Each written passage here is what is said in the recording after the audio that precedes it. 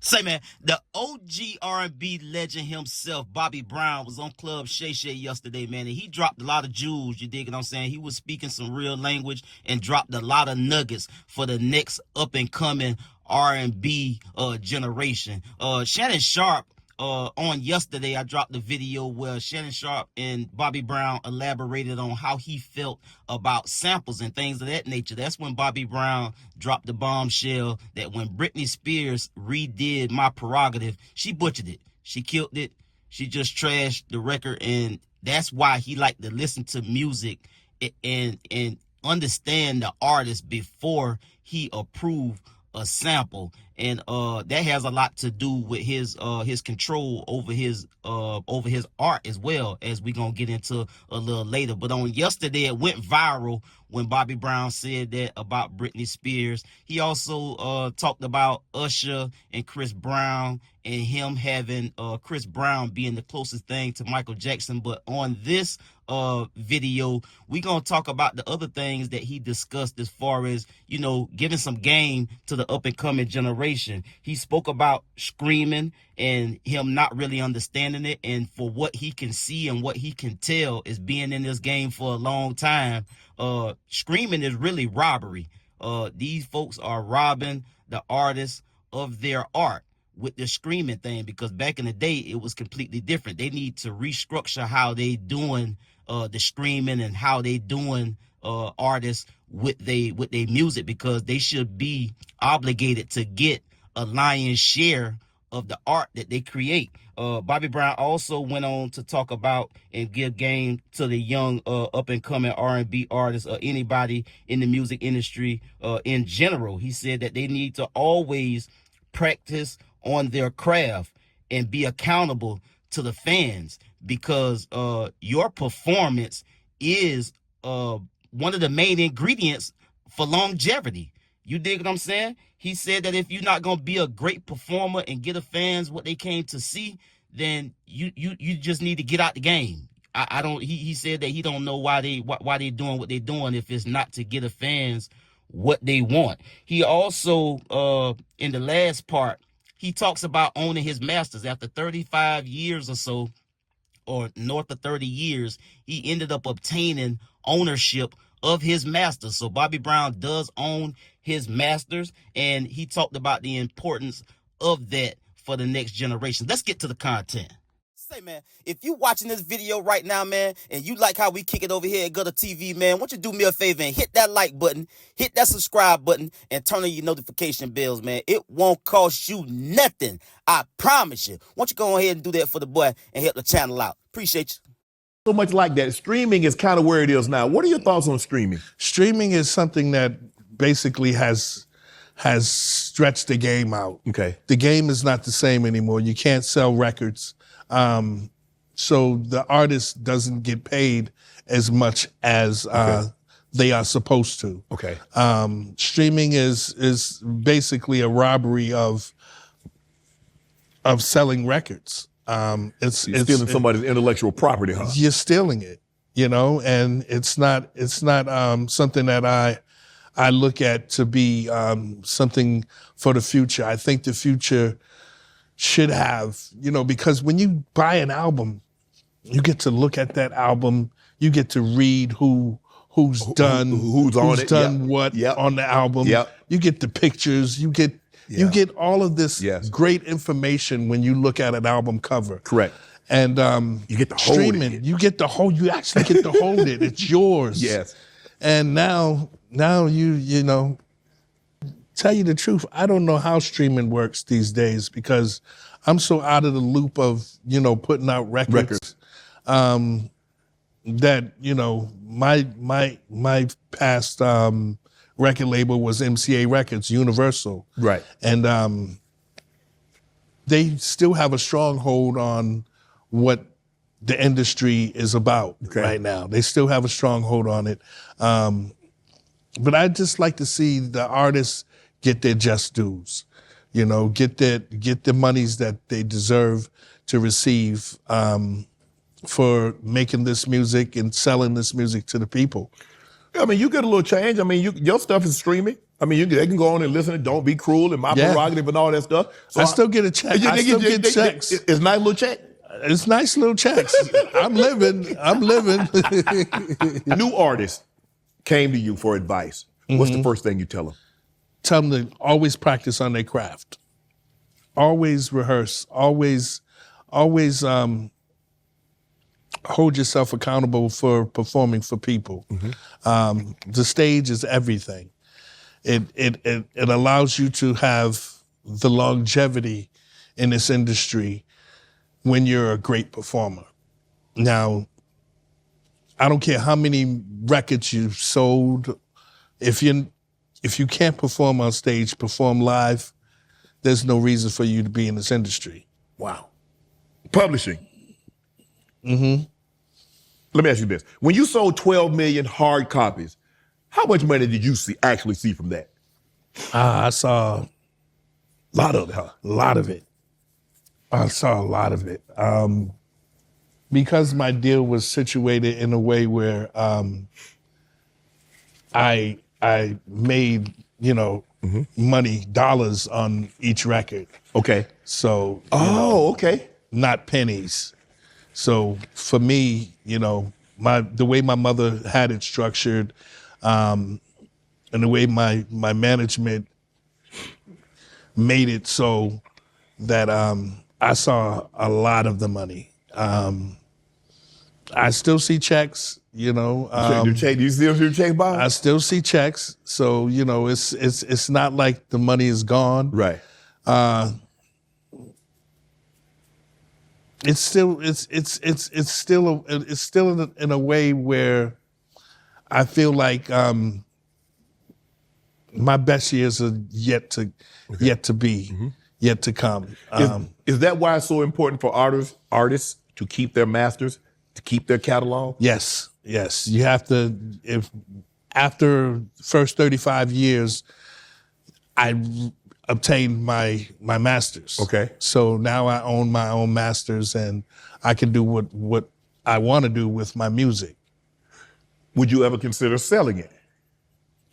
No time soon. You're like, hell, I just got it back. I ain't trying to get up off it. I ain't trying to get up off of it at all. If you had to guess, what songs do you think says, okay, they put the most money in the bank account, they make sure that the wife and the kids, that we gonna be good? Which song? What song you think pays you the most? I think the Don't Be Cruel album, period. Because we had 6, 7 singles off of that album. Right. That whole album pays me enough to live. Wow. Today. That's nice. With a wife and 3 kids? With a wife and 3 kids. That ain't bad living. 5 kids. Oh, my bad. My bad. Wife and 5 kids. That ain't bad living, Bob. Yeah. 3 grandchildren. Wow. Yeah.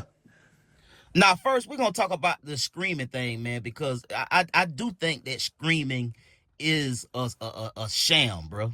It's a scam at the end of the day, because when you look at it, and I understand that we in a new time, we in a new age, everything is digitals. You got analytics that kind of really check the pulse of everything in the digital space. So I do understand that we've long moved away from physical copies, but at the end of the day, it don't matter if it was 1980 or 2025. Money's still green, and the last time I checked, the bills look the same. Some of them might be a different color, but the currency is still the same. So these folks should be getting what they deserve. Now, I went to check Google to just for the sake of making this video.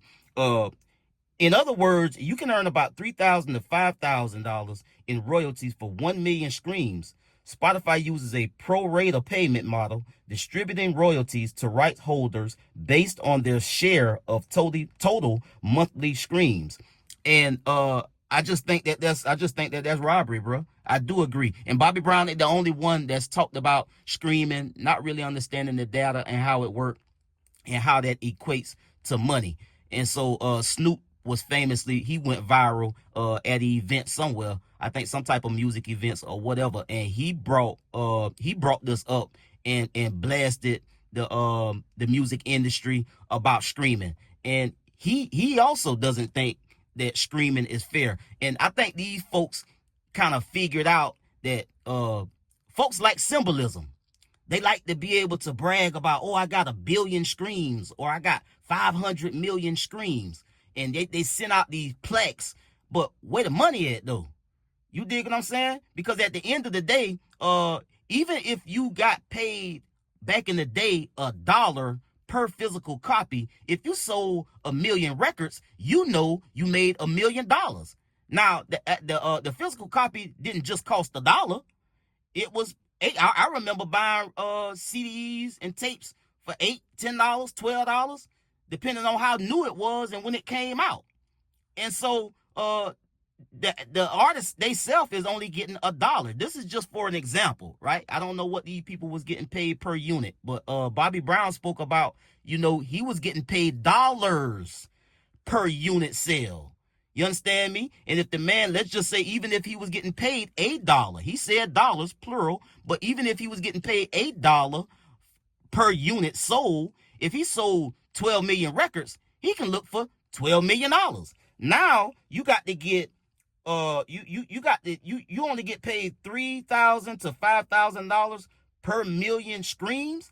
And I also understand data just a little bit, because the data says that you have to listen to a record or listen to an album a particular number of times for it to count for 1 unit sale. So it just don't make, why does it have to be like that? They structured it for it to be that way. And at the end of the day, they're making a hell of a lot more money than you are. Okay, I get paid $3,000 to $5,000 per million units. Per million streams. But how much you getting paid?